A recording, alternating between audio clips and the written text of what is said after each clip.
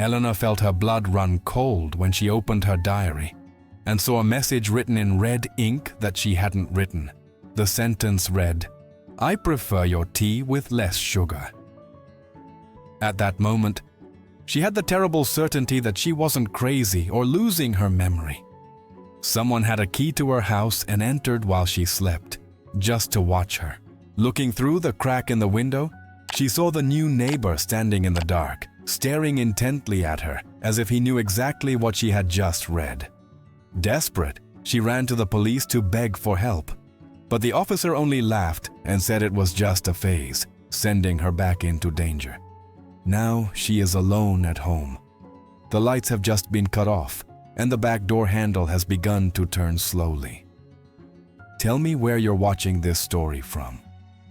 And if you enjoy stories inspired by real-life events and overcoming challenges, subscribe to the channel to help us grow. Eleanor Vance, at 72, felt the Portland chill more in her bones than on her skin as she watched the fine rain fall on the Selwood neighborhood.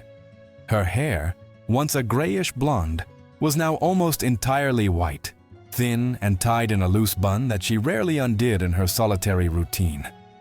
The pale skin of her face was a map of fine lines, accentuated by the constant worry that furrowed her brow, marked by decades of hard work and little reward. From the window of her small one-story house, she saw the autumn leaves covering the damp asphalt like a carpet forgotten by time. The silence inside the house was heavy, filled only by the ticking of a wall clock and the hum of the old refrigerator, which seemed to complain about its very existence. The house smelled of lavender and antique furniture, a mixture that brought comfort, but also the constant reminder that she was the only inhabitant of those silent rooms. Eleanor ran her trembling hands over the velvet armchair where her husband used to sit, feeling his absence like a wound that never fully healed. She tried to keep her mind occupied with crossword puzzles and cooking shows on the old-fashioned television, but loneliness was an unwelcome visitor that never went away. Her children lived in different states, and phone calls were rare and short, always rushed and filled with flimsy excuses about lack of time. She understood, or at least tried to understand, that modern life was hectic, but that didn't lessen the tightness in her chest when the day ended. Eleanor's routine was methodical, almost sacred. Waking up at 6 and watching the street from her window, where neighbors passed by without noticing her, like hurried figures. The invisibility of old age hurt as much as the pain in her joints. But the isolation became real when she tried to call the pharmacy. The phone had been silent for a week, and she attributed this to her children forgetting, not to a technical fault in the old line. The silence of the device was deafening, for that plastic object was her only umbilical cord to the outside world and to the voices she loved. Eleanor felt a shiver run down her spine, not from the cold, but from a sudden feeling of total isolation, as if she were on a deserted island in the middle of the city. She decided to check the connection in the fuse box outside, donning her gray wool coat to brave the incessant icy drizzle. Stepping out onto the porch, her eyes swept across the empty street where puddles reflected the oppressive gray autumn sky. No one was around, only the distant sound of sirens and the wind rustling the dry oak branches in the front yard. She walked with difficulty to the side of the house where the wires connected, feeling the dampness seep into her old, worn shoes. It was then that she noticed something strange about the fuse box on the side wall of the house, a detail that made her heart skip a beat. The box's hatch was slightly ajar, swaying gently in the wind, which was impossible since she always kept it locked with a small, rusty padlock. Eleanor cautiously approached, squinting her tired eyes to get a better look at what had happened in that dark, damp corner. The padlock was gone, and there were scratch marks on the paint around the lock, suggesting someone had forced it open with some kind of tool. A chilling fear crept up her legs because she knew it wasn't the wind, and certainly not her, who had left it like that. She looked around quickly, feeling exposed and vulnerable in her own backyard, like prey that senses its predator. Going back inside, she locked the door with both keys and rested her forehead against the cold wood, trying to calm her panting breath and growing panic. The sense of security she so cherished had been shattered by that small, inexplicable detail outside at the electrical box. Night fell faster than usual, casting long shadows that danced across the living room walls as car headlights passed by. Eleanor sat on the sofa, a cup of cooling tea in her hands, staring intently at the silent telephone on the side table. Doubt began to gnaw at her mind, making her wonder if her memory was failing her or if something was really happening in that house. She decided to go to bed early, hoping sleep would wash away the anguish. But the room was cold, and the creaking of the house kept her awake. Suddenly, the phone in the living room rang with a shrill sound that cut through the silence of the house like a sharp, terrifying knife. Eleanor jumped out of bed, her heart racing, certain that the line had been dead hours earlier when she tested it. She waited for the second and third rings, feeling fear and hope struggle within her as she decided what to do. She slowly got up, put on her robe, and walked down the dark hallway, guided only by the dim light from the street lamp streaming through the window. Upon reaching the room, she stopped before the device, taking a deep breath and reaching out with a trembling hand to pick up the earpiece, which seemed to vibrate impatiently. "Hello," she whispered weakly, hoping to hear the voice of one of her children or perhaps just some random number. On the other end of the line, there were no voices or background noises, only heavy, rhythmic breathing that seemed to be coming from within the room. "Who is it?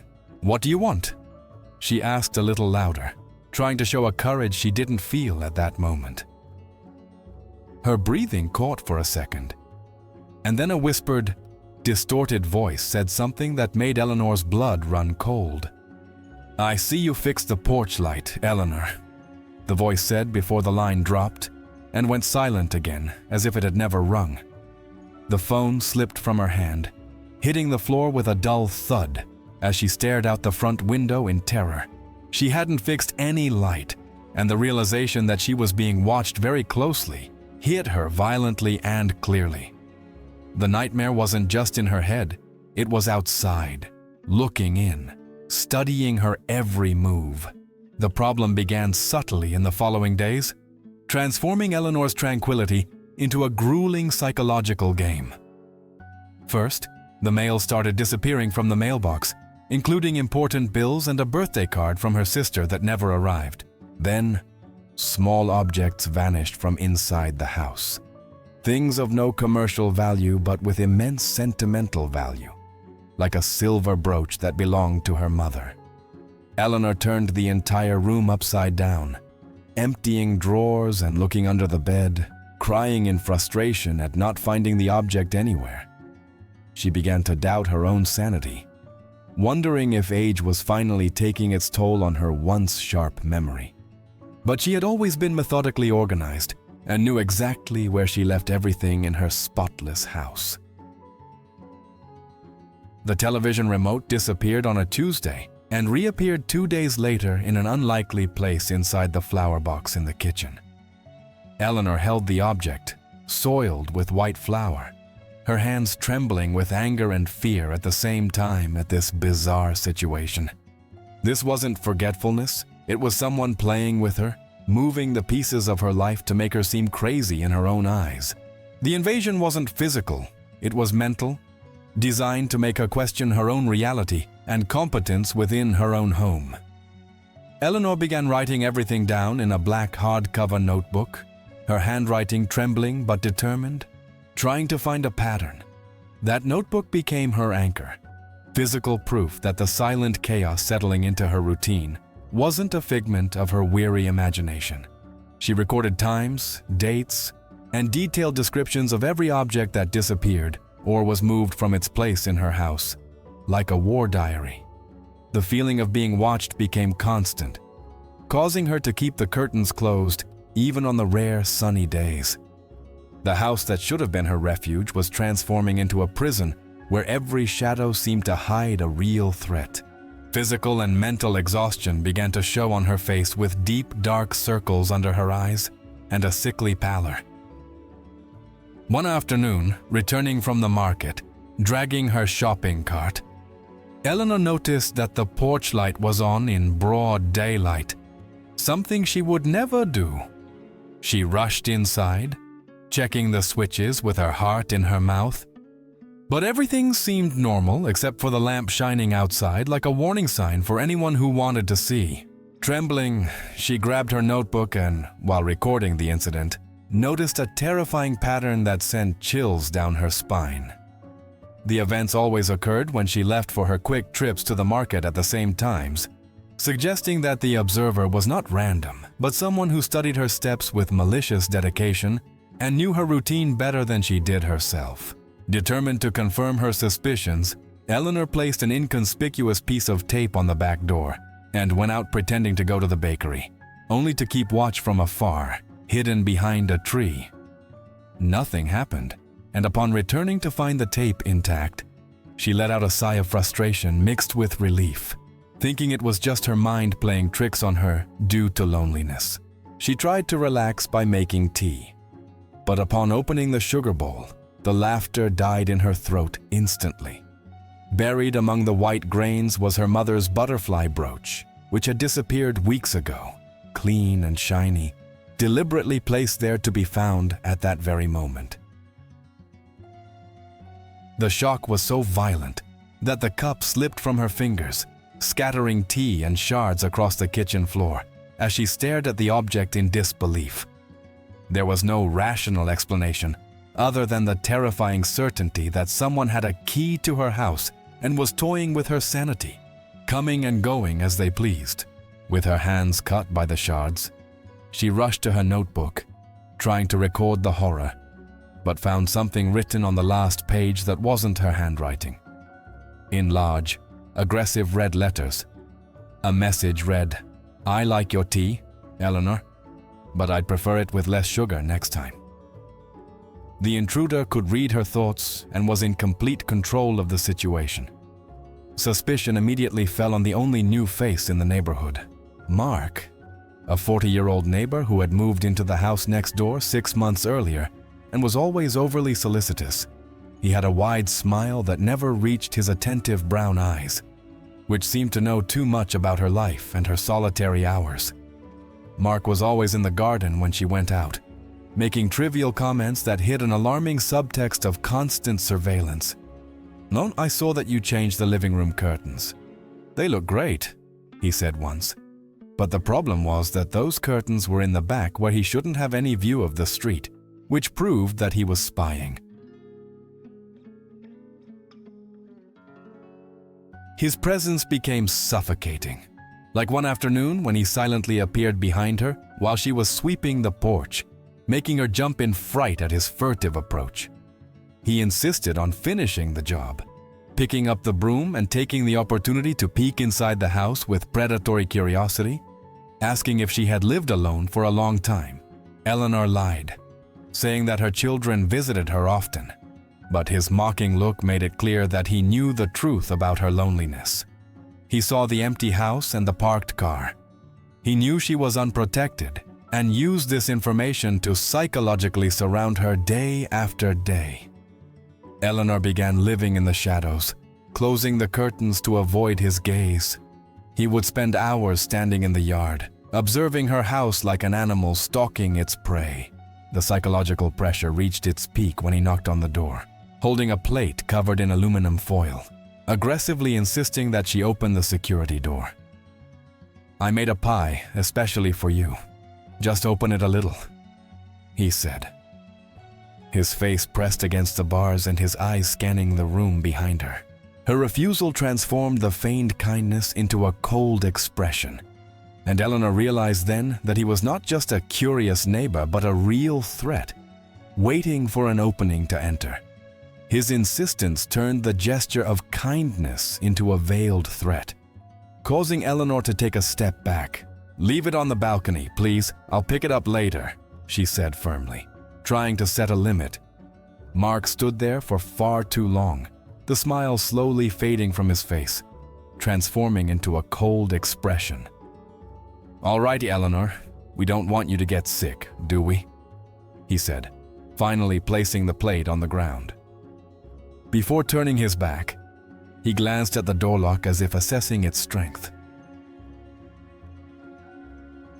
When he finally left, Eleanor waited for him to go inside before quickly opening the door to grab the plate and locking everything again. She threw the pie in the trash without even removing the foil, afraid there might be something inside. The smell of homemade food, which should have been comforting, seemed toxic, poisoned by the intention of whoever brought it. She wrote down the incident in her notebook, describing his change in expression and his aggressive insistence on coming in. Mark wasn't just a curious neighbor. He was a predator stalking his prey, waiting for the right moment. That week, Eleanor saw Mark talking to a strange man in front of her house, pointing to the roof and windows. The man was writing something on a clipboard, and Eleanor felt panic rising at the thought that they might be planning something concrete. She tried to listen to the conversation through the half-open window, but the wind carried the words away, leaving only fragments. Old, alone, easy were the only words she managed to catch with terrifying clarity. This wasn't paranoia. It was a plan being hatched in broad daylight right under her nose. She decided she needed more concrete proof before going to the police, knowing her words alone wouldn't be enough. She began taking photos of Mark with an old digital camera whenever he was looking at her house or prowling the property. Her hands trembled so much that many photos came out blurry, but some perfectly captured his predatory gaze. She felt like a detective in her own tragedy, gathering evidence of her own impending victimization. Fear was transforming into a cold determination to survive, the only thing she had left.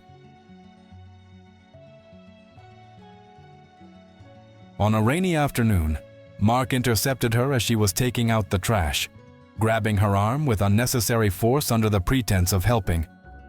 "Be careful not to slip, Eleanor. The ground is dangerous for someone your age," he whispered close to her ear. His touch was repulsive, icy, and possessive. As if he already felt he owned the situation and her, Eleanor violently pulled her arm away, looking him in the eyes for the first time with explicit anger, not just fear. "Let go of me and don't touch me again," she hissed, surprising herself and him. Mark chuckled a dry, humorless laugh, raising his hands in mocking surrender as he retreated to his yard. "Calm down, neighbor. I'm just trying to look after you since no one else does," he said maliciously.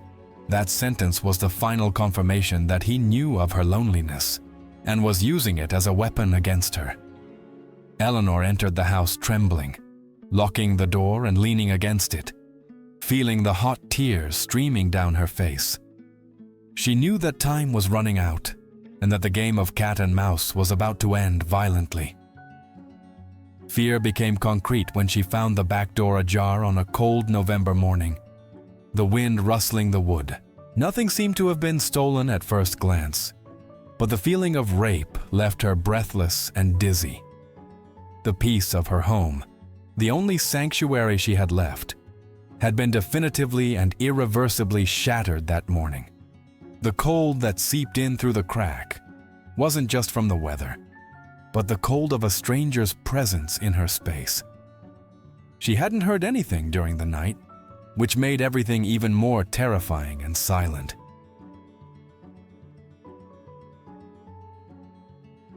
Eleanor wiped away the mud, crying, feeling dirty and humiliated for having to clean up the traces of her own tormentor. As she scrubbed the carpet, she found a small, shiny object lying near the baseboard of the bedroom door. It was a shirt button, a simple navy blue plastic button that had come loose from the intruder's clothing. She held the button up to the light, immediately remembering where she had seen a shirt of that color recently. Mark often wore blue flannel shirts when he worked in the garden or mowed the lawn. That was the physical proof she needed, something that linked her neighbor to the break-in that night. She carefully placed the button in a clear plastic bag, like she'd seen on TV shows. She added the bag to her notebook and the printed photos she'd taken of him. Now she had a complete dossier, a story that made sense and proved she wasn't crazy. Determination replaced fear for a moment, giving her the energy to act. She spent the rest of the day checking all the windows, nailing nails into the frames to prevent them from being opened from the outside. The sound of the hammer hitting the wood echoed through the house like a battle cry from a woman who refused to be a victim. Her hands ached and her arthritis complained, but she didn't stop until every entrance was sealed. The house now looked like a bunker, and she the commander of a one-person resistance against the enemy next door. Eleanor knew that this wouldn't stop someone determined, but it would buy precious time. As night fell, she saw the lights in Mark's house come on, and his silhouette pass by the kitchen window. He seemed calm, living his life normally while she lived through a hell he had created just a few meters away. The injustice of it made her blood boil with a rage she hadn't felt in many years. Why had he chosen her? Why torment an old woman who had never harmed anyone in her life? The senseless cruelty was the most terrifying aspect of human nature she was witnessing.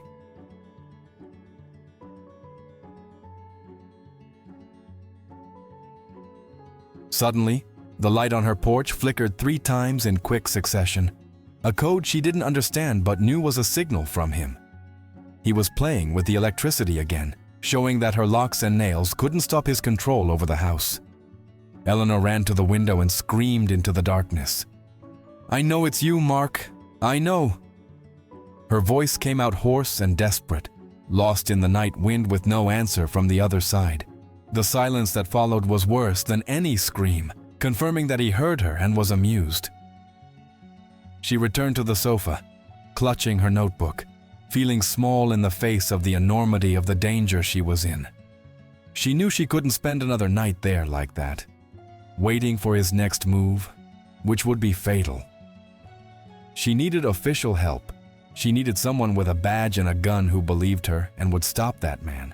The police were her only hope, the only institution that could stand between her and the predator. Eleanor decided she would go to the police station first thing the next morning, no matter what it cost. As dawn approached, she heard a noise on the roof. Heavy footsteps on the tiles just above her head. He was testing her blind spots, searching for a chimney or skylight she might have forgotten to protect. Eleanor huddled on the living room floor, away from the windows, covering her ears to block out the monster's footsteps. She prayed for protection, asking that the sun would rise soon and bring the light of reason back to the world. But the night was long, and the hunter patiently circled her lair, waiting for a slip-up.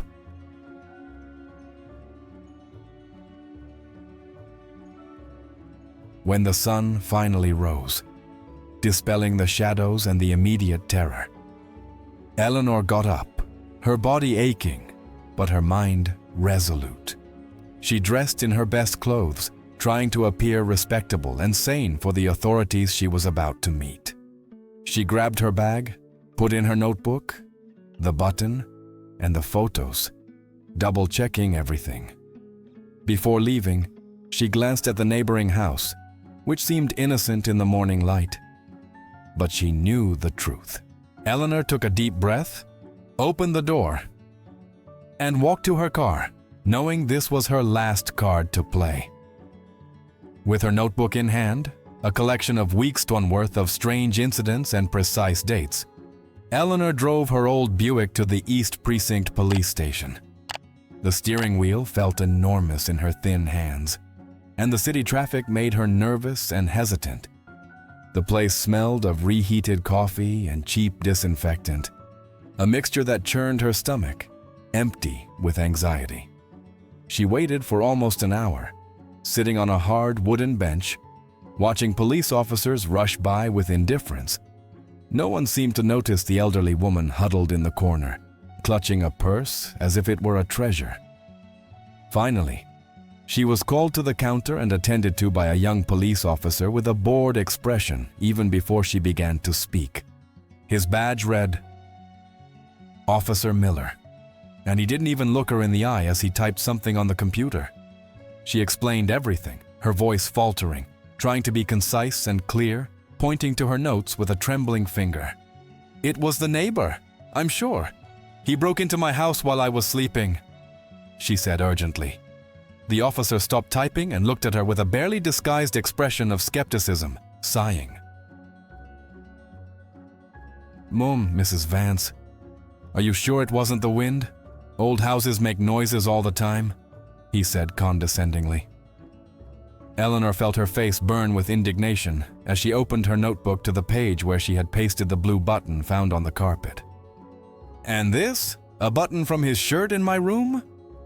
"The wind brought this in too, officer," she retorted. Miller looked at the button in the plastic bag without much interest, as if it were trash brought in by a child. "It's just a button, ma'am. It could belong to anyone.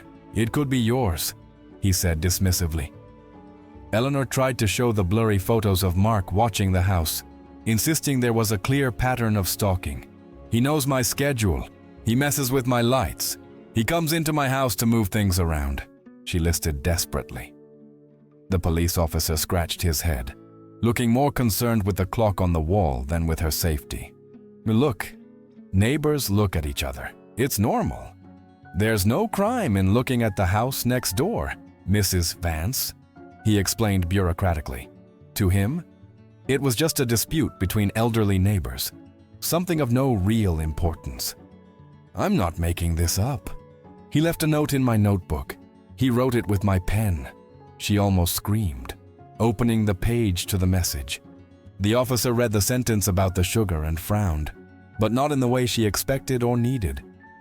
"Are you sure you didn't write this yourself and forget?" "Memory lapses happen a lot at this age," he suggested cruelly. That suggestion was like a slap in the face, invalidating all her experience and the terror she had lived through. He was suggesting that she was the author of her own torture, that her mind was broken. Eleanor felt tears of frustration welling up, but fought back from crying in front of the man judging her. "I am of sound mind. I know what's happening. I'm in real danger," she stated with dignity. Miller glanced at the line of people behind her, impatient to get rid of this unproductive and lengthy process. "Without concrete proof of forced entry or assault, I can't do anything other than file a simple police report," he said. A piece of paper that wouldn't protect her from anything, that wouldn't stop Mark from breaking in again that night. She insisted he send a patrol car to talk to Mark, either to scare him or to show that the police were paying attention. "Just one visit, please. So he knows I'm not alone in this," she pleaded, holding the officer's hand. Miller gently but firmly withdrew his hand, refusing to personally involve himself in the woman's drama. "We have priorities, ma'am. Real robberies, violent crimes. We can't dispatch a unit for rumors," he replied coldly. The word rumors echoed in Eleanor's mind, reducing her life to neighborhood gossip. Eleanor gathered her things from the counter, feeling humiliated and exposed in front of everyone listening to the conversation in the reception area. The system that should have protected her had failed completely, blinded by prejudice against her age and frail appearance. She wasn't seen as a citizen in danger, but as an administrative nuisance, a confused old woman wasting public time. The feeling of powerlessness was overwhelming, worse than the fear she felt for Mark. Now she knew she was truly alone against the danger. There was no cavalry coming to rescue her. She walked to the exit, her legs heavy, listening to the officer call the next person in line in the same monotonous voice. As she passed through the glass door, she saw her reflection, a small, gray-haired woman, invisible to the world. The city outside continued its routine, oblivious to the deadly drama unfolding on the quiet street of Selwood. Eleanor gripped the car key tightly, feeling the metal tip bite into her skin. The only weapon she had, she would have to return home to the trap and face the monster alone. She got into the Buick and sat there for a while, watching the rain begin to fall again on the dirty windshield. She thought about driving away to a hotel or to the house of a distant son. But she didn't have the money for that. Her life was in that house, her memories, her few possessions. She couldn't simply run away and leave everything behind. Besides, running away would be giving Mark the victory. It would be admitting that he had the power to expel her from his life. A flame of anger ignited in the midst of despair, a stubborn refusal to be discarded. She started the car engine, which sputtered before starting, as if sharing its owner's exhaustion. While driving back to the neighborhood, she formulated naive defense plans in her head. She would buy more locks, install alarms on the windows, and sleep with the light on. They were weak measures against a determined man, but they were all she could do at that moment. The police station was left behind, a brick building full of people who didn't care.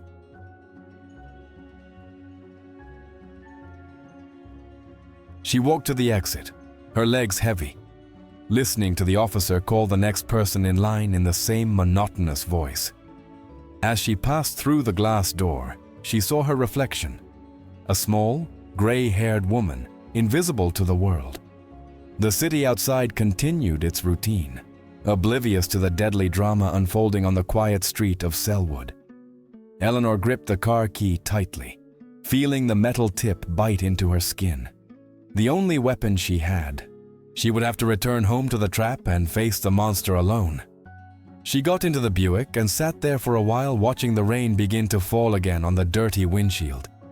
She thought about driving away to a hotel or to the house of a distant son, but she didn't have the money for that. Her life was in that house, her memories, her few possessions. She couldn't simply run away and leave everything behind. Besides, running away would be giving Mark the victory. It would be admitting that he had the power to expel her from his life. A flame of anger ignited in the midst of despair, a stubborn refusal to be discarded. She started the car engine, which sputtered before starting, as if sharing its owner's exhaustion. While driving back to the neighborhood, she formulated naive defense plans in her head. She would buy more locks, install alarms on the windows, and sleep with the light on. They were weak measures against a determined man, but they were all she could do at that moment. The police station was left behind, a brick building full of people who didn't care.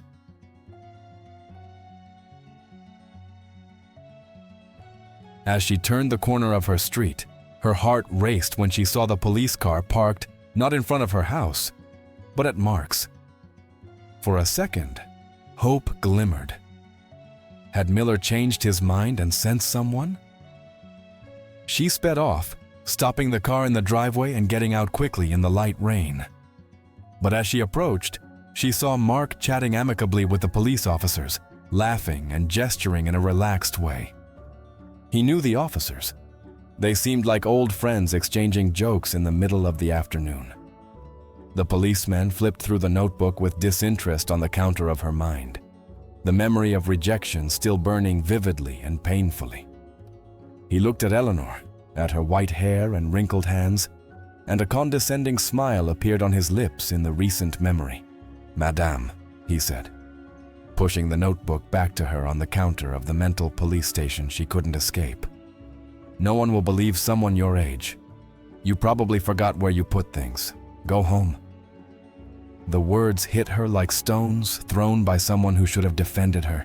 Humiliated invisibly, she stood and left, the weight of official disbelief crushing the little hope she had left. Seeing Mark laughing with the police in the street was the final blow. The confirmation that the system not only ignored her, but protected her tormentor.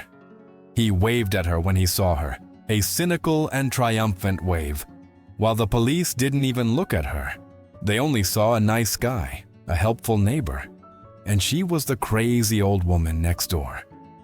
Eleanor ran inside, locking the door behind her, her hands trembling and her face wet with rain and tears.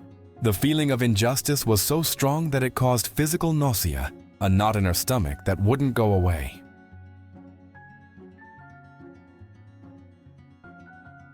As she turned the corner of her street, her heart raced when she saw the police car parked not in front of her house, but at Mark's. For a second, hope glimmered. Had Miller changed his mind and sent someone? She sped off, stopping the car in the driveway and getting out quickly in the light rain. But as she approached, she saw Mark chatting amicably with the police officers, laughing and gesturing in a relaxed way. He knew the officers. They seemed like old friends exchanging jokes in the middle of the afternoon. The policeman flipped through the notebook with disinterest on the counter of her mind, the memory of rejection still burning vividly and painfully. He looked at Eleanor, at her white hair and wrinkled hands, and a condescending smile appeared on his lips in the recent memory. "Madam," he said, pushing the notebook back to her on the counter of the mental police station she couldn't escape. "No one will believe someone your age. You probably forgot where you put things. Go home." The words hit her like stones thrown by someone who should have defended her. Humiliated invisibly, she stood and left, the weight of official disbelief crushing the little hope she had left. Seeing Mark laughing with the police in the street was the final blow. The confirmation that the system not only ignored her, but protected her tormentor. He waved at her when he saw her, a cynical and triumphant wave, while the police didn't even look at her. They only saw a nice guy, a helpful neighbor, and she was the crazy old woman next door. Eleanor ran inside, locking the door behind her, her hands trembling and her face wet with rain and tears. The feeling of injustice was so strong that it caused physical nausea, a knot in her stomach that wouldn't go away.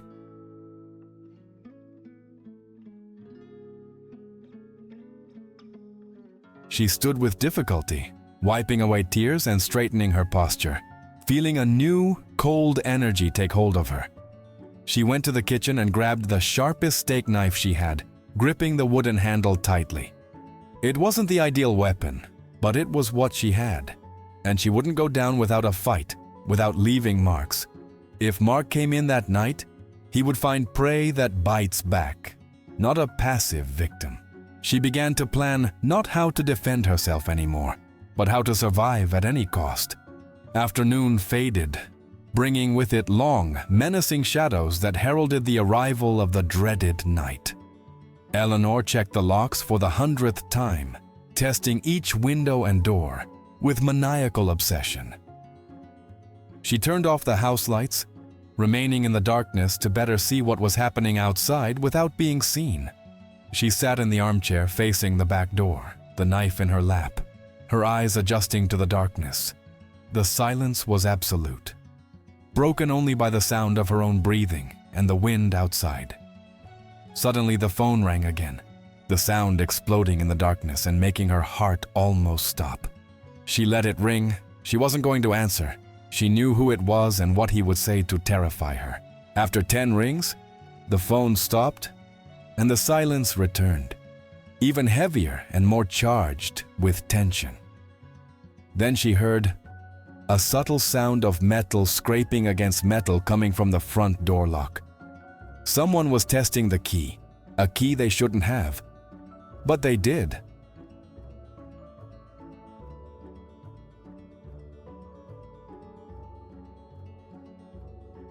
Helpless, she returned home. But now home was no longer a haven. It was an imminent battlefield.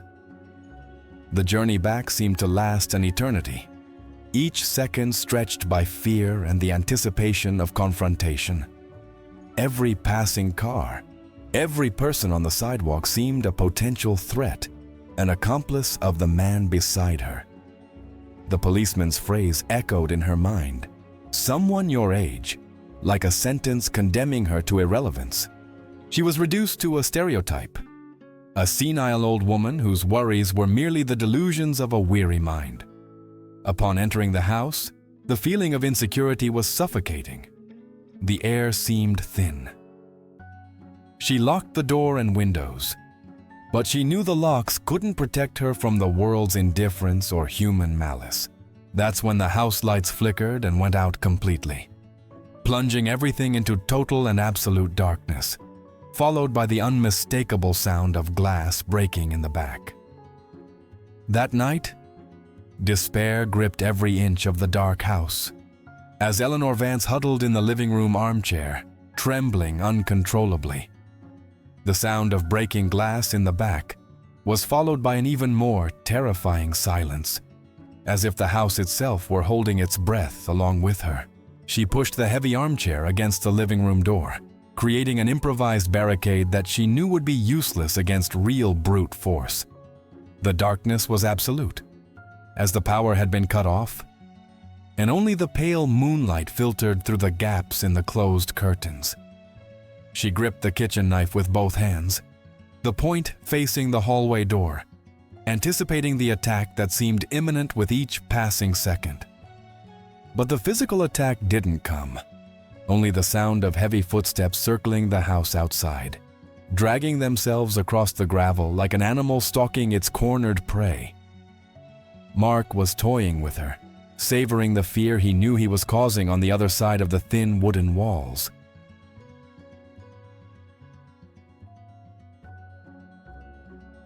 With no power for the television or radio and the phone dead, Eleanor was alone with her thoughts, which were as dark as the room. Sitting in the dark armchair in the living room, Eleanor lit a small candle she kept in a drawer, creating an island of yellow light in the middle of the gloom. With trembling hands, she pulled an old photo album from the shelf beside her. Its leather cover worn by time and handling. There he was on the first page, smiling in his graduation gown, her son Ethan, his eyes shining with promise and youth. The last time she had seen him in person was 5 years ago, on the rainy day of her husband's funeral, when her world began to crumble. Ethan seemed so uncomfortable that day, looking at the clock, checking his cell phone, anxious to return to his important life. Ethan, a successful engineer living in Seattle, was always busy, always distant, in a world of meetings and projects she didn't understand. Their relationship had become a routine exchange of generic Christmas cards and short phone calls on obligatory holidays. "Hi, Mom. How are you? Work's crazy. I'll call you later," was the standard script she'd memorized. The shame of admitting her vulnerability prevented her from calling him when the problems with Mark started months ago. She didn't want to be a burden, didn't want to be the needy old mother hindering her brilliant son's career with neighborhood paranoia. She looked at the photo of him as a child holding her hand, and a warm tear fell onto the plastic protecting the image. Guilt gnawed at her from the inside, mixed with fear, creating a bitter taste in her dry mouth. Perhaps if she had been a better mother, less demanding or more understanding, he would be here now.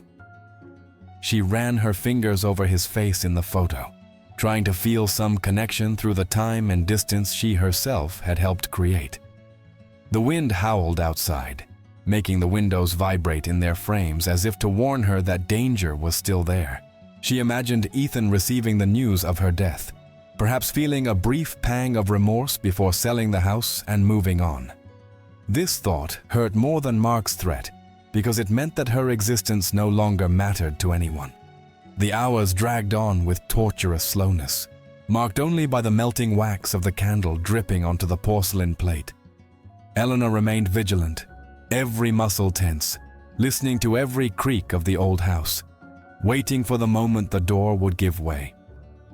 At one point, she heard a muffled laugh coming from the front garden, a laugh she immediately recognized as her neighbor's. He hadn't left. He was out there standing guard, ensuring she didn't sleep, that she suffered every minute of that night. His cruelty knew no bounds, and her solitude was the perfect stage for the sadistic spectacle he enacted. She closed the photo album, hugging it to her chest as if it were a mystical shield capable of repelling the evil that surrounded her. The image of Ethan was all that remained of her hope, a reminder that one day her life had been full of love and purpose. She whispered his name in the darkness, Ethan, like a silent prayer she knew would not be answered. The candle flame flickered and went out, plunging her into total darkness again. But she didn't move to light another. What good was the light if there was no one to see it? What good was resisting if the end seemed to have already been written by a wicked man? The chill of dawn began to seep into the house, chilling her bones through her woolen coat and thin blanket. She thought of all the times Ethan had asked her to move to a smaller apartment closer to him, and she had refused out of pride. "This is my home. Here are my memories," she stubbornly said, clinging to the walls that now imprisoned her. Pride now seemed like foolish vanity, a miscalculation that had left her isolated in her moment of greatest need. If she survived this night, she promised herself she would do everything differently, that she would swallow her pride and ask for help. But the promise seemed empty in the face of the broken glass and the knife in her hand. Exhaustion began to overcome fear, making her eyelids feel heavy like lead, despite the adrenaline still coursing through her veins. She dozed off in brief intervals, waking with a start at her own snoring or the sound of the wind. In her fragmented dreams, she saw Mark inside the house, sitting at the dinner table eating the pie she had brought, laughing at her. She saw Officer Miller shrugging as she screamed for help in a soundproof room. Nightmare and reality mingled in a confusing fog where she no longer knew what was true and what was delusion. When the first rays of gray sunlight began to filter through the cracks, Eleanor realized she had survived another night. The relief was immediate but fleeting, for she knew that daylight offered only a temporary respite, not salvation. She stood up, her whole body aching, her joints stiff from the cold and the uncomfortable position in the armchair. She walked to the window and cautiously peered out, seeing the empty, wet street with no sign of Mark or his imaginary patrol car.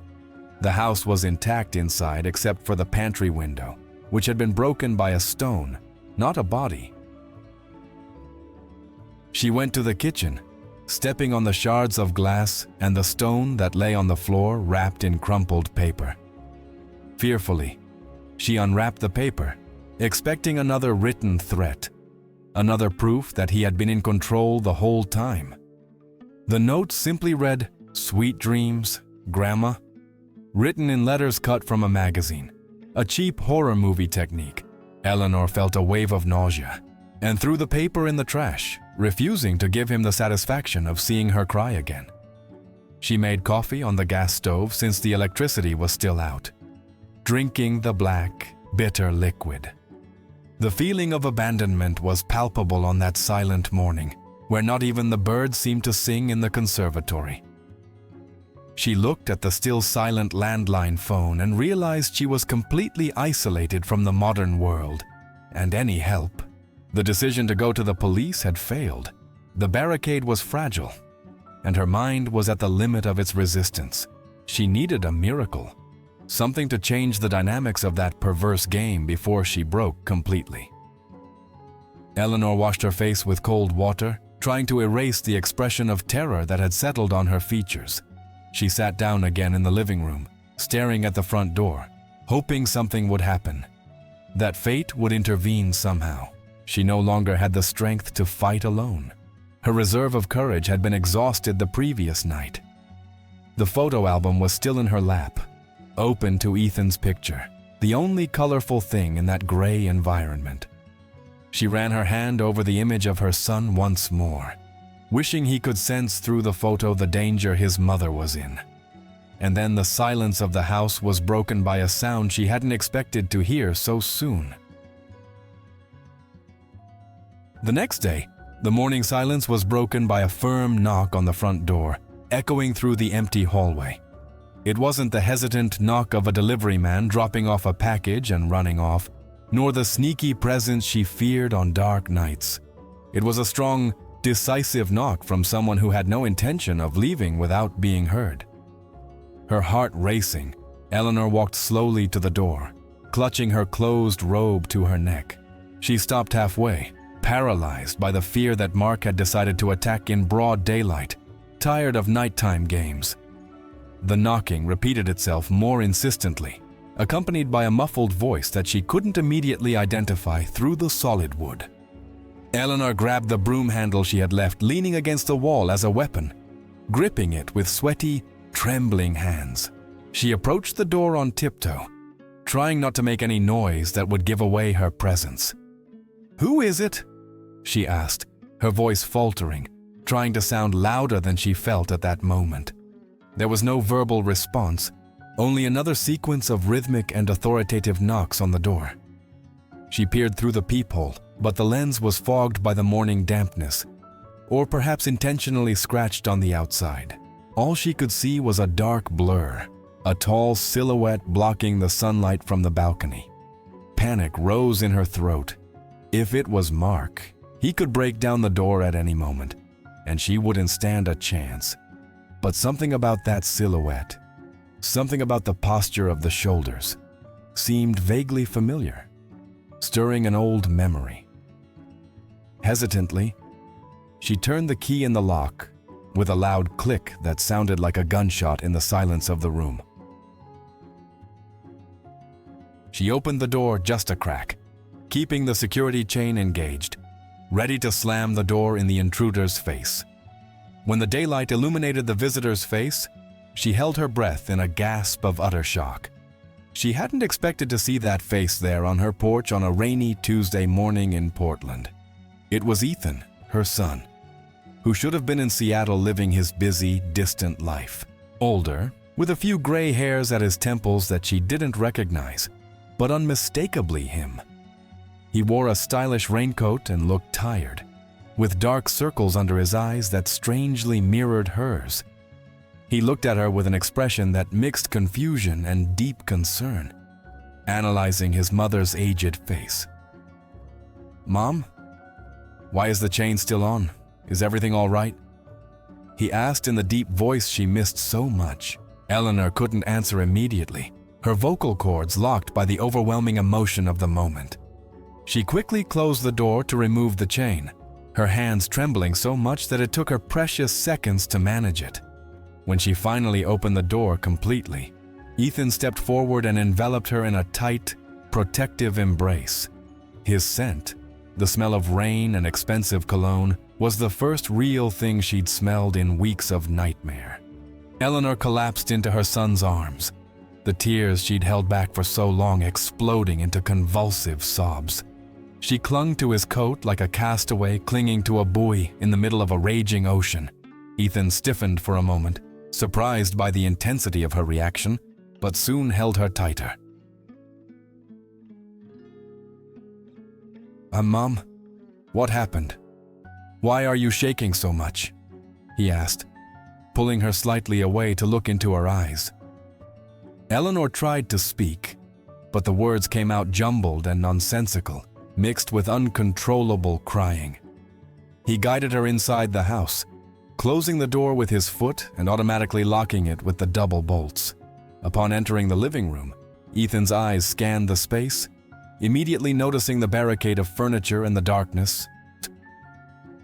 "What is this? Why is everything dark and turned upside down?" he questioned, his voice taking on an alarmed tone. Eleanor took a deep breath, trying to regain control, wiping away tears with the backs of her wrinkled hands. I thought it was him, Ethan. I thought he'd come back to finish the job," she whispered. Ethan frowned, confusion giving way to a dark suspicion that the situation was serious. "Who, Mom? What are you talking about?" he pressed, holding her cold hands in his warm ones. She looked at her son, seeing in him the strength she needed to finally tell him the terrible truth. She led him to the kitchen, dodging the shards of glass still on the floor from the previous night. Ethan stopped abruptly when he saw the broken window and the stone on the floor, his expression instantly hardening. "Did someone break into the house? Why didn't you call me? Why didn't you call the police?" He fired off the questions. Eleanor felt the shame return, that feeling of being small and powerless in the face of the world and her son. "I tried, Ethan. I tried everything, but nobody believed me. she confessed softly.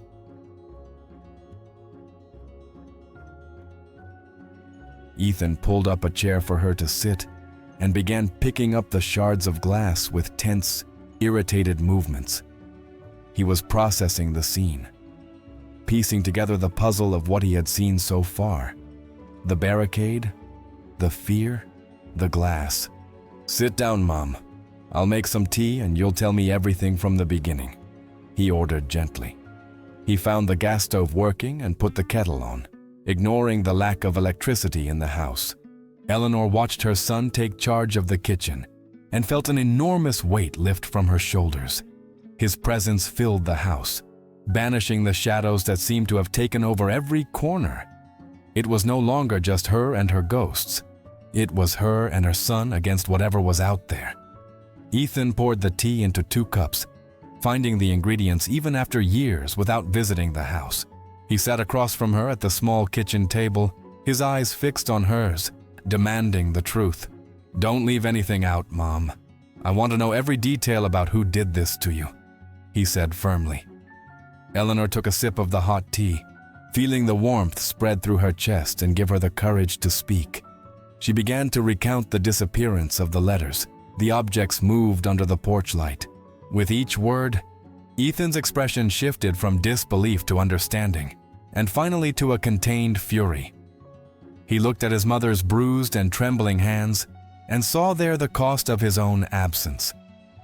But what he would hear next about the police and the neighbor would change everything.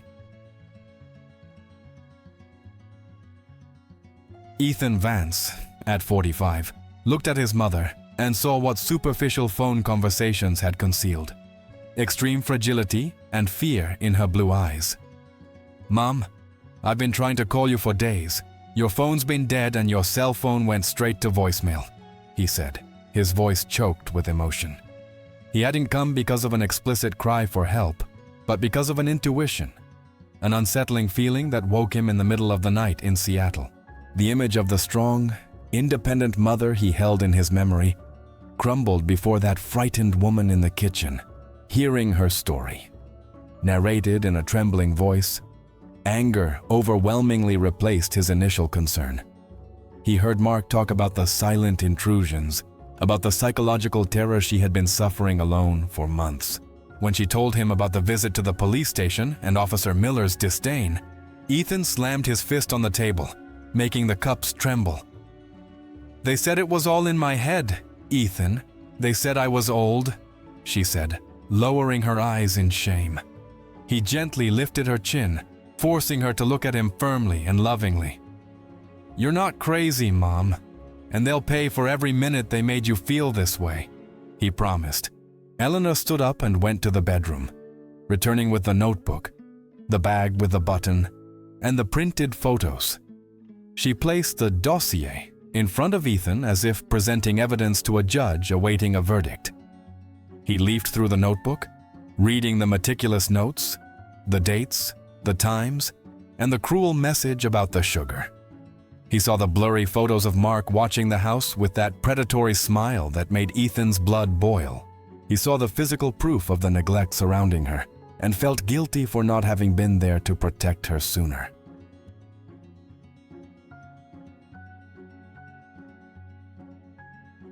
"Yeah, this is proof. Mom, this is more than enough for anyone with a brain to see what's going on," he said indignantly. He picked up the blue button from the plastic bag and coldly examined it, calculating his next steps. The humiliation she suffered at the police station hurt him like a physical wound because he knew the system had failed the one who needed it most. Ethan stood up and began pacing the kitchen, his nervous energy needing a practical and immediate outlet. "He thinks you're alone, that you're an easy target, but he just made the biggest mistake of his life," Ethan said. He went to the broken window and examined the damage with an engineer's eye, assessing the house's vulnerability. "This ends today, Mom. I'm not leaving here until you're truly safe," he stated. Eleanor felt the tears welling up again, but this time they were tears of relief at finally being believed and validated. Seeing her son there, taking her side, transforming anger into action, was all she needed to pick herself up. She was no longer the invisible old woman. She was Ethan Vance's mother, and that meant something. Ethan picked up his cell phone and made a few quick calls, speaking in a tone of voice she didn't recognize, professional and authoritative. He called the electric company demanding immediate repair of the cut line, threatening legal action if they weren't quick. He called a private security firm requesting the most comprehensive emergency service they had available for immediate installation. Eleanor listened to the conversations, marveling at the efficiency with which he solved problems that, to her, seemed like insurmountable mountains. The world seemed to bend to his will while she was merely crushed by it.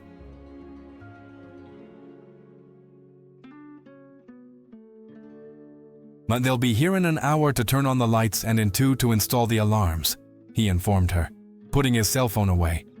He returned to the table and held his mother's hands again, conveying security through touch. "And as for that Mark, I want to see his face when he realizes the game has changed," Ethan said with a hard glint in his eye.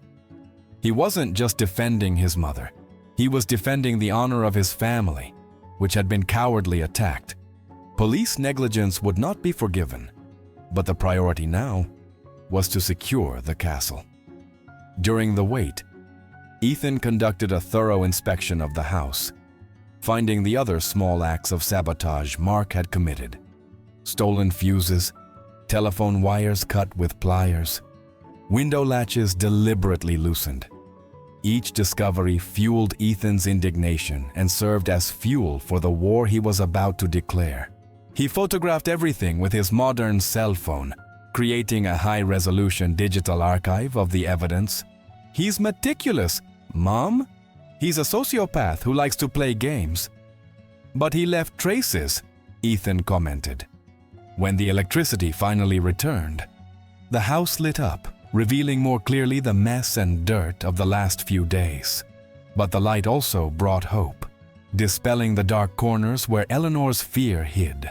The hum of the refrigerator returned, the wall clock continued its ticking, and life seemed to begin again.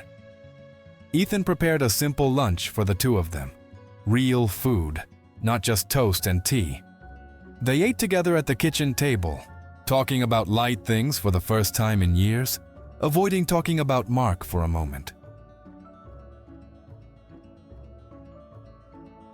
But the neighbor's shadow still lingered, and Ethan knew he needed to act fast before night fell again.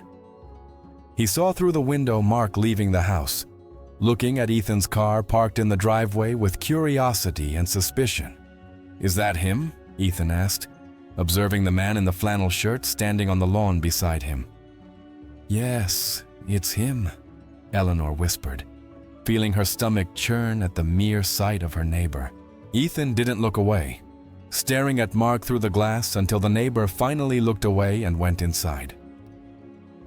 "He knows there's someone here now. The dynamic has changed," Ethan said, turning to his mother with a plan in mind. He explained that they wouldn't confront him directly yet, not without irrefutable video evidence. The strategy wasn't just to scare Mark away, but to arrest him and ensure he never frightened anyone again. Eleanor agreed, feeling part of a team and no longer an isolated victim. And then the security company van parked in front of the house. Ethan didn't hesitate when he received the team of technicians, giving precise instructions about what he wanted and where he wanted it. That same afternoon, he installed a complete, state-of-the-art security system with high-definition cameras covering all access points. He had discrete cameras placed on the roof eaves, specifically focused on Mark's backyard and side windows. He replaced all the old locks with reinforced electronic models and installed motion and glass break sensors on each window. The old wooden house was being transformed into a technological fortress under his son's command. For the first time in months, Eleanor felt a spark of real security when she saw the red lights of the sensors flashing. Seeing her son taking control, trusting her without question, and investing time and money was like a balm to her wound. She watched the technicians working, running wires and setting up monitors, feeling that her home was being returned to her. Ethan configured access to the cameras on his cell phone and on the tablet he gave to his mother, teaching her how to use them. "Now, we see everything, Mom. Nothing happens here without us knowing," he assured her. While the technicians were working, Mark appeared in his backyard, observing the activity with a clearly displeased expression. He paced back and forth, talking on the phone, seemingly agitated by the sudden change in scenery. Ethan made a point of going out onto the porch and standing there with his arms crossed, staring defiantly at his neighbor. It was a moment of silent communication where Ethan drew a line on the ground that Mark shouldn't cross. The predator realized that its prey now had sharp teeth and claws. As night fell, the system was fully operational, and the house seemed shielded from any external threat. Ethan showed Eleanor the images on the monitor screen where they could see the garden in night vision as clear as day. "Look, Mom, that's the blind spot he used. Now it's covered by 2 cameras," he pointed out.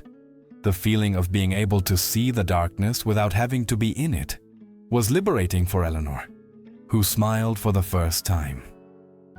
The paralyzing fear gave way to attentive and protected vigilance.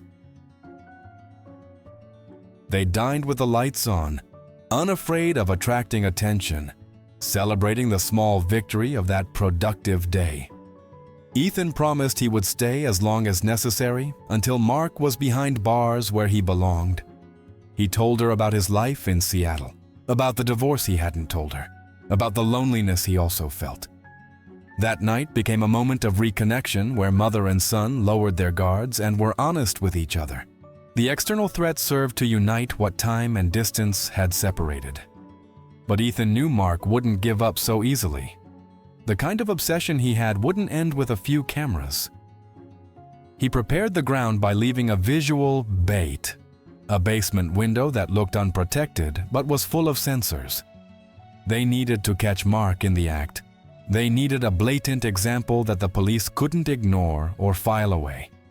It was a risky gamble, but necessary to definitively end that chapter of terror. Eleanor agreed to the plan, blindly trusting her son's strategy. When night truly fell, they sat in the living room, now monitoring the screens like guardians of their own castle. The rain began to fall again outside, beating against the windows, which were now protected and electronically monitored. The silence of the house was no longer frightening. It was a silence of tactical and concentrated waiting. Suddenly, one of the motion sensors in the backyard triggered a silent alert on the screen. "He's here," whispered Ethan, pointing to the figure that appeared on the black and white monitor.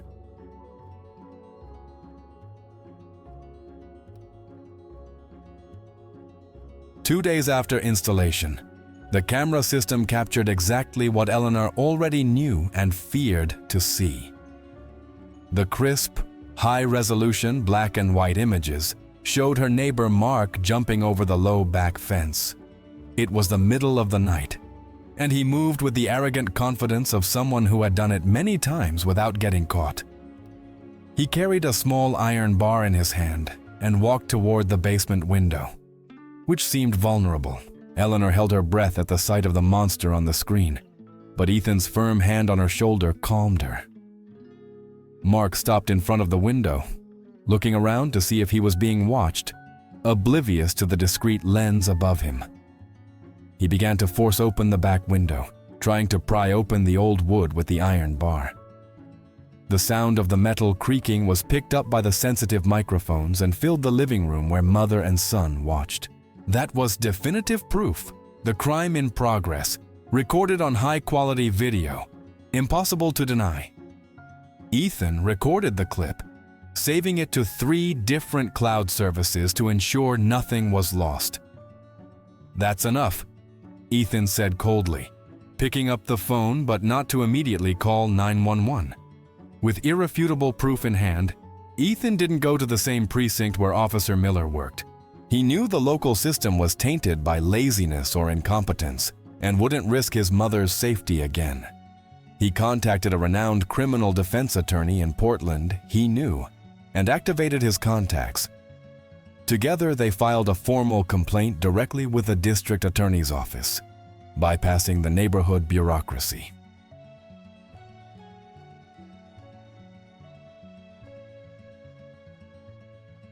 The complaint included not only home invasion and attempted robbery, but also a grievance against the police department.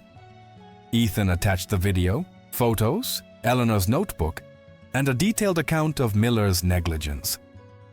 The lawyer assured him that the case would be treated with the seriousness of a crime against an elderly person, which aggravated the penalty.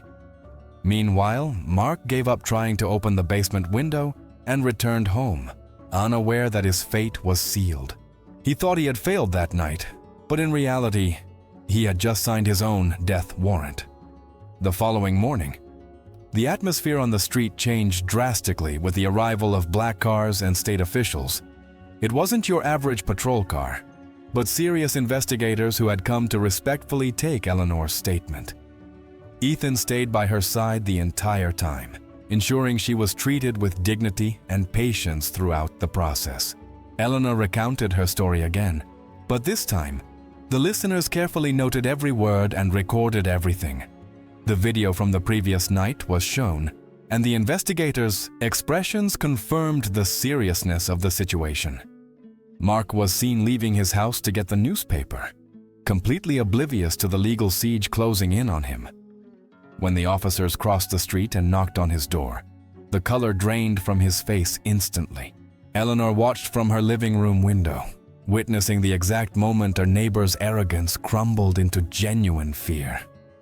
He tried to argue, tried to use his usual charm, but handcuffs were placed on his wrists without ceremony. Seeing Mark being led to the police car was the image of liberation Eleanor had dreamed of for months.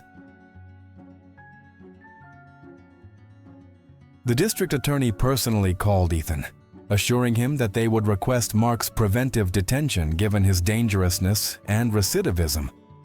The video was such compelling evidence that Mark's defense attorney would have little room for maneuver. Eleanor felt a weight lift from her chest, a weight she had carried since the first missing mail. Justice was being served not by chance, but because she had someone who fought for her when she could no longer do so. There was still a lingering fear, a feeling that he might return. But Ethan assured her that the restraining measures would be strict.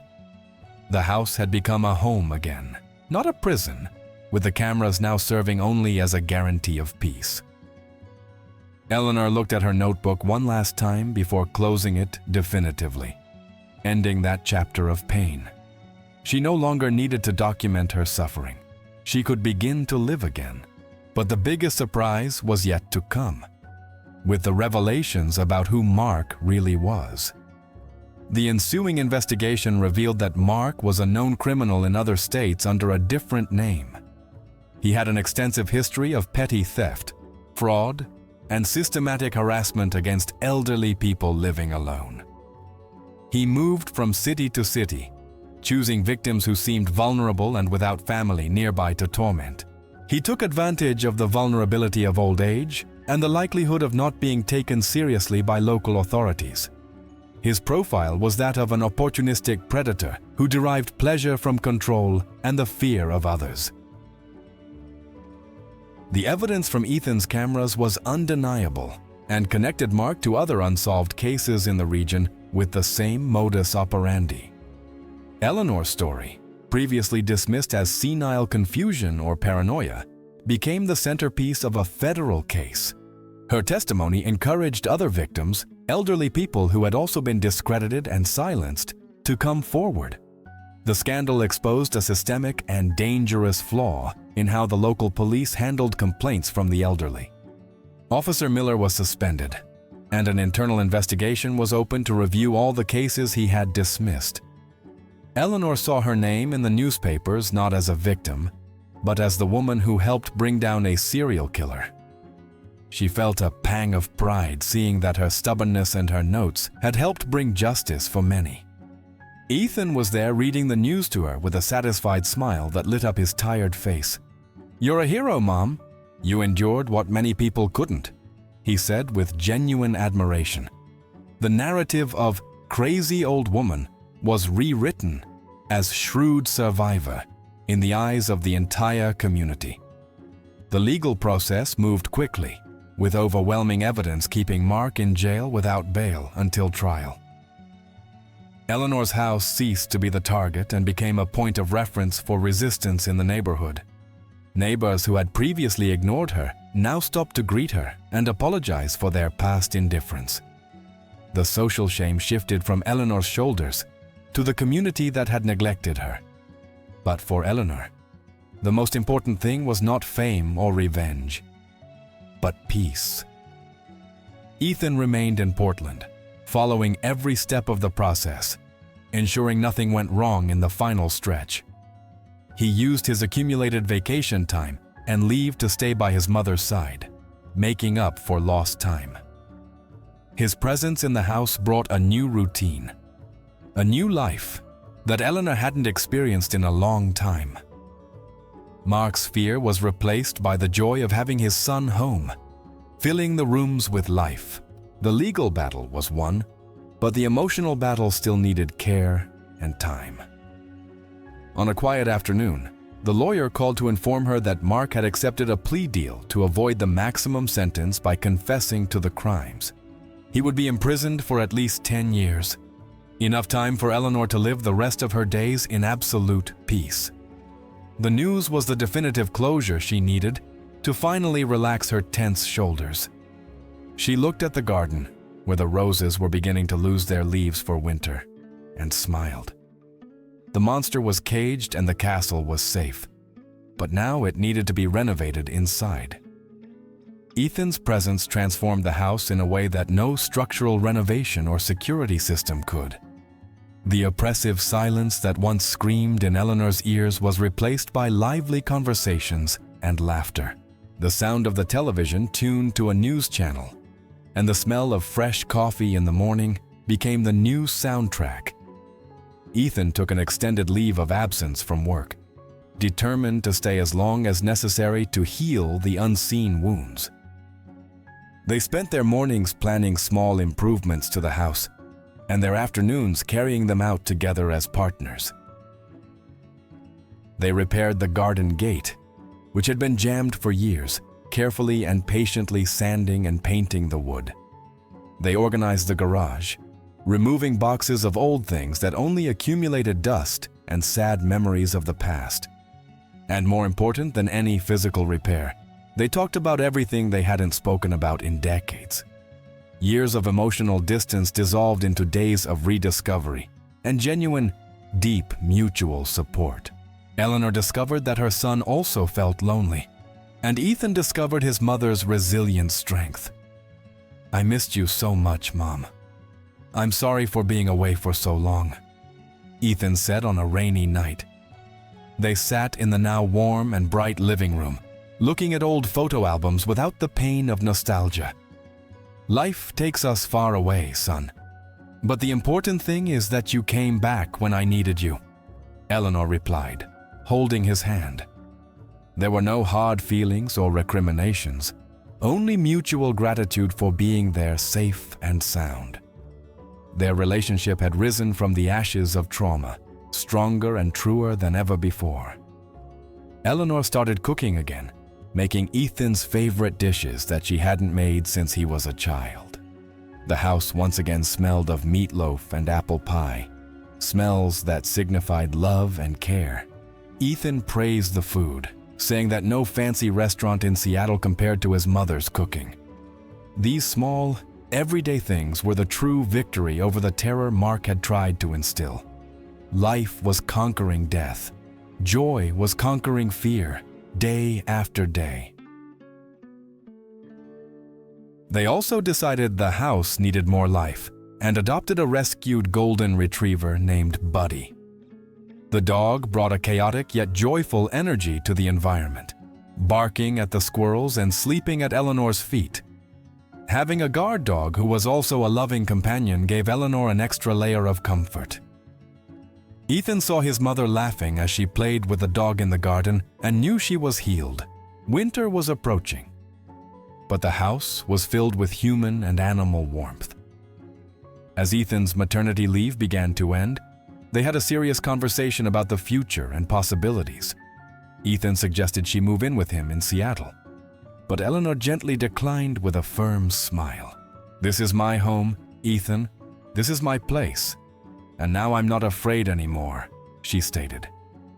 Ethan understood and respected her decision, proud of his mother's regained independence. They arranged monthly visits and daily video calls, establishing a new pact of presence. Months later, with the legal case resolved and the neighbor in jail, Eleanor's house was no longer a fortress against fear. It was a vibrant home again, full of new memories that replaced the old scars of trauma. Ethan helped her connect with a community support group for seniors at the local community center. There, she discovered that her story was not unique and that many others faced isolation and invisibility. Her voice, once silenced and ignored, was now heard and respected by her peers and the community. The transformation wasn't just in the legal victory or the imprisonment of the criminal who had tormented her for so long. It was in the reunion with her son and the rediscovery of her own inner strength, which she thought had faded. Humiliation gave way to restored dignity, and profound loneliness gave way to a connection she thought she had lost. She made new friends in the group of women and men who shared experiences and laughter on Sunday afternoons. Eleanor Vance became a leader in her small circle, inspiring others not to accept disrespect. Ethan returned to Seattle, but his presence remained constant through screens and frequent weekend visits. He renovated the guest room to have his own space in his mother's house, solidifying his return to her life. Their relationship ceased to be based on obligation and became based on love and mutual choice. Eleanor looked at the phone now, not with fear that it wouldn't ring, but with the certainty that it would. And when it rang, it was to hear the voice of someone who loved and respected her. Winter had arrived in Portland, covering the city with its usual gray and rainy blanket for that time of year. Fallen leaves covered the asphalt, and the cold wind blew against the windows of the house in Selwood. But inside, the fireplace was lit, the dog slept on the rug, and the scent of cinnamon tea filled the air. For the first time in a long time, Eleanor Vance felt no cold in her bones or in her soul. She looked out the window at the quiet street, smiled at her own reflection in the glass, and knew that she was finally safe. If you've made it this far, write "Justice always wins" in the comments so I know you followed Eleanor's fight to the end. And if you want to support the channel more directly, I've left a link to contribute in the first pinned comment. This helps spread more exciting content like this, and any help you can give is very important to me and the growth of the channel. But know that just by staying until the end, you've already helped a lot, and you can also share this video with someone. Now, don't leave yet. I've set aside a special video that's appearing on your screen. Click on it to meet us there.